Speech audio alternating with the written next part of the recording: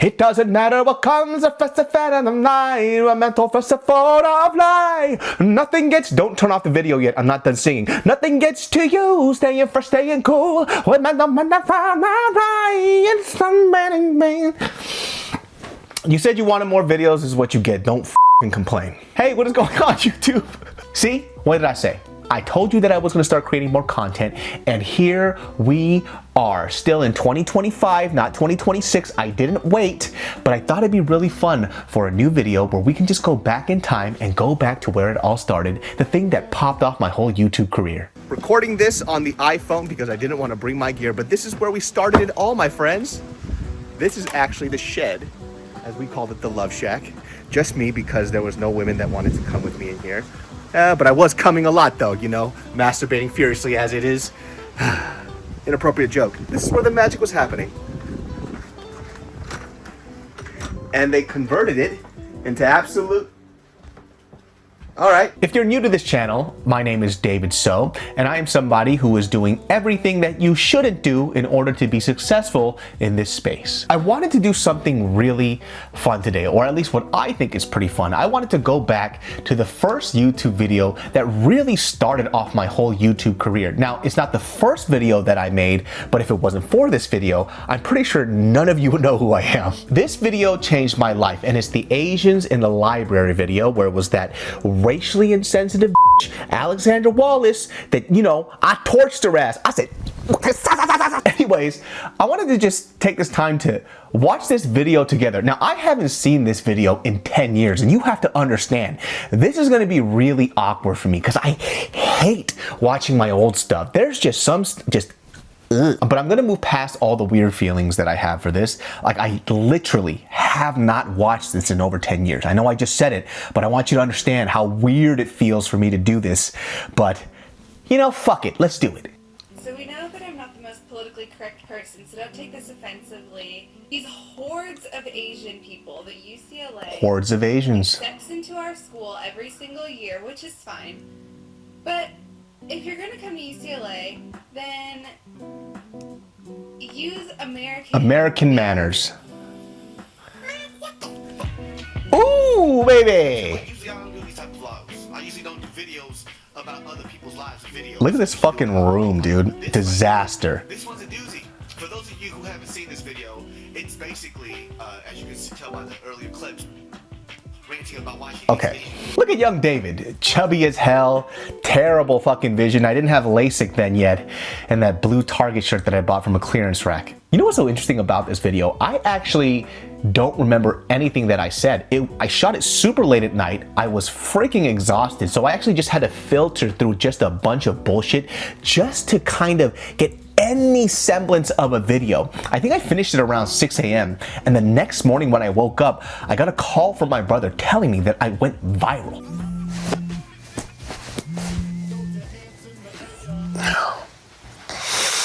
What's up? Oh, where are you right now? Dude, your video is going viral. It's everywhere. Hello? Okay, hold on. Are you there? What? Yeah, your video's going viral. Everybody's talking about it. It's what do you mean viral? Everywhere. Everybody. No, I'm in the library right now. Hold People on. are watching it. I need you to explain this to me slowly. What does viral mean? Are you fucking stupid? You're fucking stupid. Are you fucking dumb? Shut I the don't fuck fucking up. know. Shut the fuck up. You shut the fuck up. I'm not mad. Because some of that shit is true. But the problem was, she said it out loud, and that's what we got problem. You will always see old Asian people running around this apartment complex every weekend. That's what they do. They don't teach their kids to fend for themselves. What's that? We don't know how to fend for ourselves? Are you kidding me right now? Apparently you've never been to Asia. What, you think you grown up because you go to a grocery store and you get some groceries?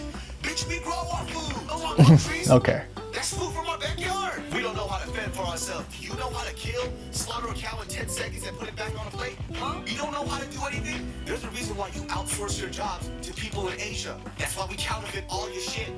Your car could break down in the middle of a road. You can take it apart and make it into an airplane. That's how great Asian people are. In retrospect, I do understand what she's saying, all right? There are a handful of Asian kids that are absolutely handicapped by their parents that wouldn't know how to wipe their own ass if their parents didn't tell them when or how to do so. Asian people say, I love you with food, bitch. You never been socked in your mouth? and was offered a sandwich after? I don't know how it works in a traditional white family, but I do swear that when you guys turn 18, your parents just want to kick you the fuck out immediately. Hey, kiddo, you know what today is? Oh, that's right, today's my 18th birthday. Yep, it's about that time. Time? Time for what? You know, it's time for you to skedaddle. I literally just turned 18. 18! Listen, Spartan children left at the tender age of 7. You're actually 11 years behind. Yeah, they also got butt fucked by their best friends. We doing that too? Get the fuck out. Listen, you don't judge a culture you don't know about, lady, okay? You know, our parents may beat us physically, they might verbally abuse us, they might tell us that our desires and wants are stupid, and every now and then, they might call us gay. Listen, people in the Asian culture, we are an acts of service type of people, especially that generation, right? They might do all that bullshit, but they will wash our dirty dookie stained drawers and bring us a hot meal, and I will take it. Except stop calling me gay so much. That's real. See that? 7 chins. That's as high as it goes. How are you gonna put up a video that you hate Asian people and you go to UCLA? Do you know what UCLA stands for? You see a lot of Asians. That was the one that popped off, baby. And it's going to be in the weirdest way possible. Okay, I'm gonna hire a white person to dress up as a ninja to kill you with a samurai sword. Huh? Hi. In America, we do not talk on our cell phones in the library. Every 5 minutes, I will be, okay, not 5 minutes, say like 15 minutes. I'll be like deep into my studying, into my political science theories and arguing, and all of a sudden when I'm about to— First of all, bitch, you a poli-sci major. Over here from somewhere. Oh! Ching chong ling long ting tong. Yeah. The famous ting tong ling long ching chong. That's where you really fucked up, bitch. I mean, it really was your shitty imitation of the Cantonese language that didn't really show that you were just annoyed by people talking in the library. It showed that you kind of had like this rooted hate towards Asian people, which really set everybody off. It's not like we don't know that shit. Those people are called mainland Chinese. They are loud as fuck. We get it. If they were Japanese, you would have never heard shit from them.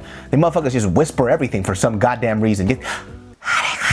See what I did there? Cultural nuance. That is an acceptable amount of racism, you square titty bitch. So being the polite, nice American— Polite American? Are you kidding me? Polite American? Polite and American doesn't even go in one sentence. You know how I know? Because I'm an American. I'm not polite. And it's not because I'm Asian.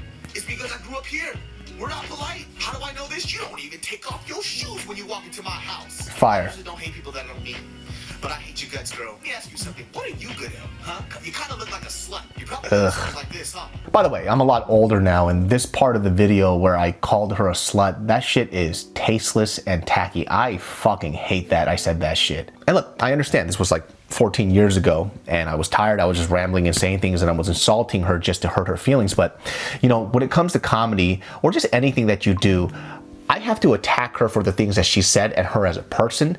I essentially said that and I attacked her womanhood, which I don't fucking like. I think it's so corny, and I think it's kind of disgusting of me to do that. So I do have to apologize for that. Even though it was 14 years ago, seeing that just bothers me, and the fact that I said that is just, ugh. You know what even pisses me off even more? She talks about the tsunami. The tsunami, right after she imitates a Chinese person. We not even the same people. They're two different people. It's not the same thing. I'm not mad at you, girl, because Asian people are racist too. But we have enough common sense not to just put it out on video. Asian people were secretively racist. Like, we'll walk up to you. It's funny, this is actually an old stand-up bit that I recycled into this video. I might have mentioned this in my podcast before, but if you go back and you watch a lot of my old vlogs, and especially a lot of the ones that became really popular, you guys were actually seeing a lot of my old stand-up bits that I used to do back in the day when I first started doing stand-up. Now, some of these bits weren't very successful, but chopped up and put into video format, they kind of popped off better and they had a different vibe. Well, now that I'm older, I feel like I could rework it and make it into a good bit, but at the time I didn't have the experience, and they just kind of flopped. Or the ones that didn't flop, I kind of used those bits to death and I wanted to start fresh, so I was okay with giving up some of these bits. I actually remember later on having this fear that I would run out of ideas because I was using so much of my like either old stand-up bits or bits that weren't working out, or I was scared that people were going to steal it and perform it, that I started pulling back on some of my videos. And by the way, the fear was completely warranted because there was a certain point in time in YouTube, I was like 3 years in or 2 years in, that people started stealing a lot of my video stuff and they were using it in their stand-up. Like a lot of like young Asian comics, they would steal my fucking bits. And the only reason I would know that is because you guys would send me these videos of other people using my vlog videos as fucking stand-up, which it was stand-up. That would piss me the fuck off. Either way, it's crazy how one video kind of essentially changed my whole life. You know, during this time, I was lost, man. I was going to Sac State. I didn't want to be in school, and then comedy was an avenue that I always wanted to go towards because I was doing so much stand-up that, you know, the degree that I was going to get was going to be absolutely useless, but I wanted to graduate because my mom asked me to appease my dad, and at the time we weren't really getting along. But this video was the thing that kind of saved my life, and then meeting all of you and kind of continuing this career that really set off my comedy career to be what it is now. Man, it's insane watching it. And look, it's not easy for me to watch this. I cringe. Like I said, that joke where I called her a slut. Like, ugh, David, why would you do that, you stupid idiot? You know, when all this stuff was happening for me at such a young age, it was kind of hard to believe, right? And I suffer from imposter syndrome. Like I still suffer from it today. Like I couldn't believe all these great things were happening, you know, for me. And, you know, I would hear sometimes people would say to me like, oh, you're so lucky, you're so lucky. And I would take offense to that. But there is some truth into it. Like I was very lucky. And, you know, 14 years later, here I am. You know, I've done TV, I've done film. You know, the channel went to 1 million+ subscribers. I have a matcha franchise. We have like 14 stores all across the nation. I've done so much since then. And all from this one video. Crazy, huh? Crazy shit. Well guys, I hope you enjoyed that video. We all went down memory lane together. My baby is crying right now. I have no idea why it's late at night. Why are you awake, my sweet boy? Oh, listen, love you guys very much.